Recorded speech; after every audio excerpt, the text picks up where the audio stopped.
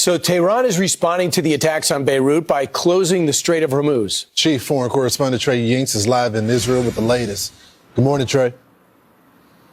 Yeah, hey guys, good morning. This comes amid talks this weekend in Islamabad, Pakistan. The U.S. delegation will be led by Vice President J.D. Vance and Special Envoys Steve Witkoff and Jared Kushner. The president overnight on Truth Social issuing a new warning to the Iranian regime, saying in part, quote, all U.S. ships, aircraft, and military personnel with additional ammunition, weaponry, and anything else that is appropriate and necessary for the lethal prosecution and destruction of an already substantially degraded enemy will remain in place and around Iran until such time as the real agreement reached is fully complied with. Now, this is coming as all eyes remain on the Strait of Hormuz. We understand yesterday that 4 vessels were able to pass through the strait. Iran does maintain control and says that vessels who pass through the strait have to coordinate with their military. Yesterday, Vice President J.D. Vance issuing another warning to the Iranian regime at the negotiating table.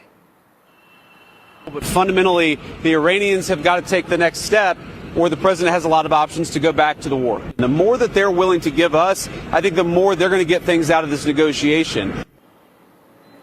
Now, the Iranians are threatening to leave these negotiations if Israeli strikes against Hezbollah continue. Dozens of strikes took place yesterday. A senior Israeli official telling Fox News that up to 200 Hezbollah combatants were killed in those strikes. Lebanese media and officials report that many civilians were also among the dead. Israel's Prime Minister Benjamin Netanyahu yesterday speaking about the goals of this operation.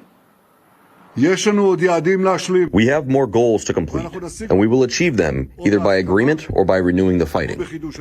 We are prepared to return to fighting at any moment necessary. Our finger is on the trigger. The question is whether or not the Iranians are willing to make a good faith deal, and already many officials in Tehran are contradicting the agreement that was laid out to enter into this 2-week ceasefire. There was a top atomic official today saying that Iran will maintain its ability to enrich uranium. And this comes after those comments yesterday from President Trump that an agreement was reached to allow this uranium to be extracted from where it was deeply buried following Operation Midnight Hammer and removed from the country. Guys? So today's going to be the big day, Trey, because if you cannot get these ships through the strait, I mean, what's the sense of having a ceasefire? Because that's one of the main functions of this ceasefire, to bring things back while they try to work out the details.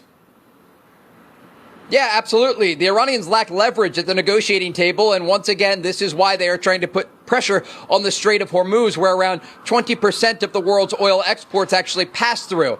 And if they continue to do this, it's an indication that they're not willing to make an agreement. This was one of the reasons that the entire region plunged into this conflict.